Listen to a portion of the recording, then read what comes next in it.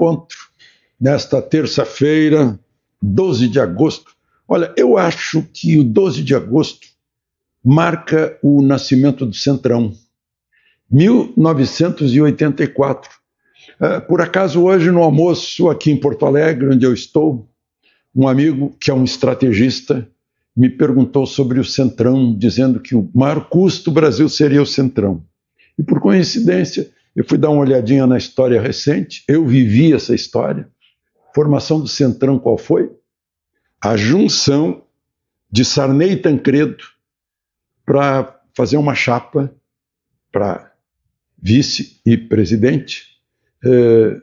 A primeira presidência civil depois de 1964.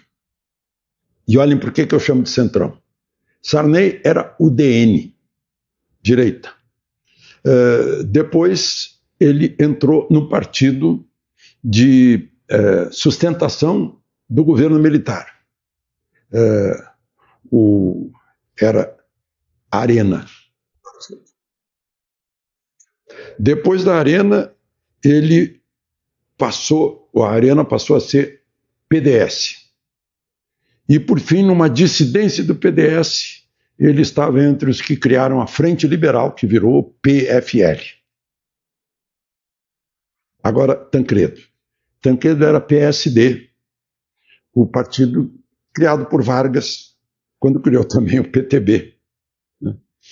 Tancredo era PSD, quando, enfim, começou o bipartidarismo, ele era MDB, oposição ao governo militar.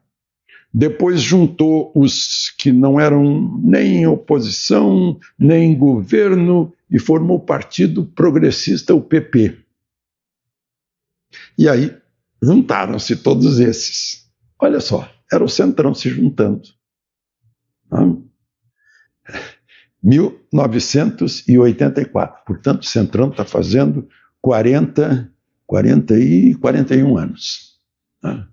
41 anos. Bom, muita gente me perguntou a que horas começa a noite de autógrafos do meu livro, de Brasília, Alexandre Garcia, da editora LVM, na livraria Santos, no bairro Moinhos de Vento.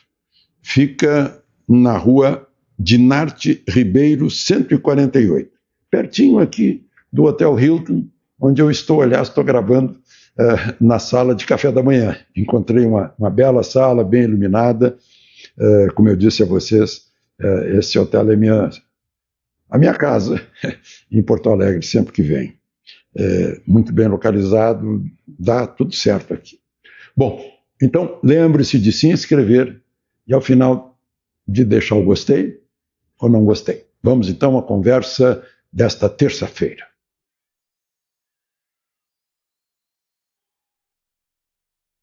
Bom, o primeiro assunto, vejam só, um moço chamado na rede social Felca, parece que o nome dele é Felipe. O Felca demonstrou para todo mundo ver como pedófilos, como pessoas criminosas que querem envolver crianças em temas sexuais ou em drogas ou em idiotices, como tantas que ensinam por aí, né? e que vão entrando, os algoritmos vão auxiliando a entrada. Bom, muito bem. Né? Isso despertou uma reação imensa que deixou muita gente com o pé atrás, se não estão se aproveitando disso com outras intenções que não sejam apenas proteger as crianças. Está um grande movimento dos partidos de esquerda no Congresso Nacional. Né? A primeira-dama Janja disse que tem que fazer isso urgentemente. Aí a gente lembra que ela, lá na China, né, naquela abordagem que incomodou Xi Jinping, né, sugerindo uma censura nas redes sociais brasileiras por causa das criancinhas. E o ministro Rui Costa, o chefe da Casa Civil de Lula, anunciou que vai sair já um um projeto, uma proposta do governo. Enquanto há, como eu falei, há parlamentares que já estão com propostas prontas. Hugo Mota diz que esse é um assunto fundamental. Bom, Hugo Mota, com isso, está querendo tirar o tema de anistia, de justiça para alguns privilegiados, né, que tem foro privilegiado, que já quer deixar isso de fora, quer, enfim, substituir os temas políticos, né, por esse tema para salvar as criancinhas.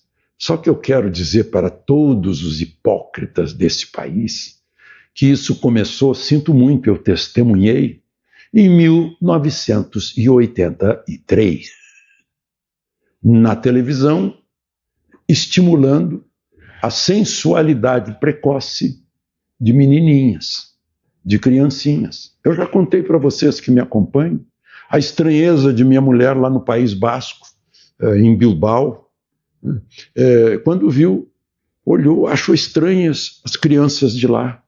Aí ela percebeu que achava estranha porque as meninas estavam vestidas de menininhas, de crianças, e não de mulheres adultas e sensuais, como haviam impregnado na cabeça das mães que não percebiam, dos pais que não percebiam, de programas de televisão voltados a crianças, crianças fazendo trejeitos sensuais, mesmo sexuais, danças que seriam próprias de mulheres adultas. Né? E mais, mulheres adultas, vamos dizer, com sex appeal. Fizeram isso com nossas crianças durante décadas, 40 anos, mais de 40 anos. E agora que descobriram, que hipocrisia, que hipocrisia. Isso tem que ser sim, combatido em todas as áreas. E por que não combateram quando começou na televisão? Né? Bom, segundo assunto,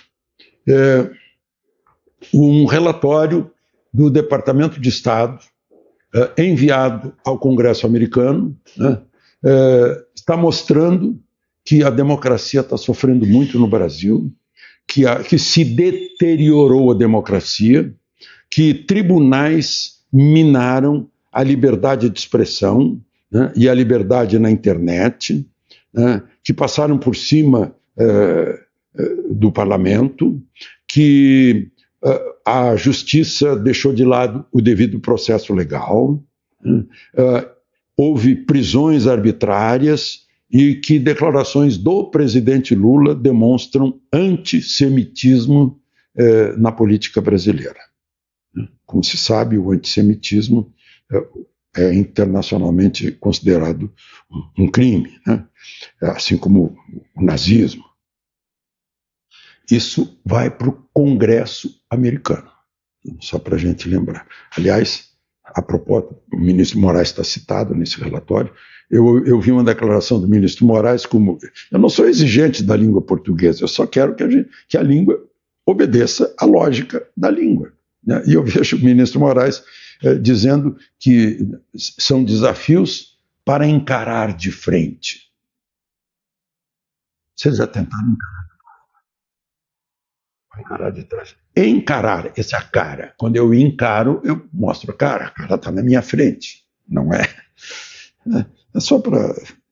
Eu falava isso nas aulas de português na faculdade.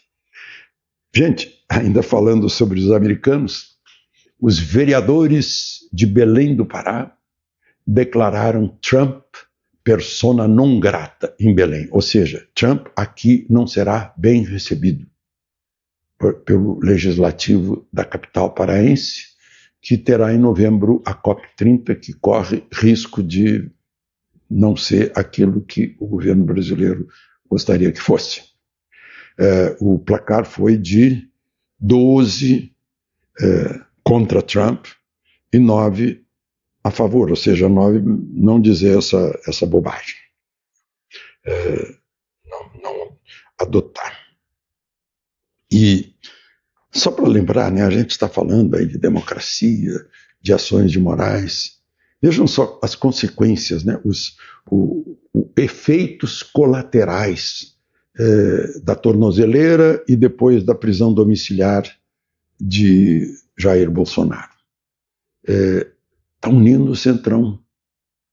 O Centrão está sendo unido, e isso vai dificultar para o governo Lula. Lula terá mais problemas no Congresso, menos apoio no Congresso por causa da prisão de Bolsonaro, que promoveu um terremoto lá dentro, que chegou a ponto de impedir a reabertura dos trabalhos. Eu estive vendo aqui, ele já tem problemas.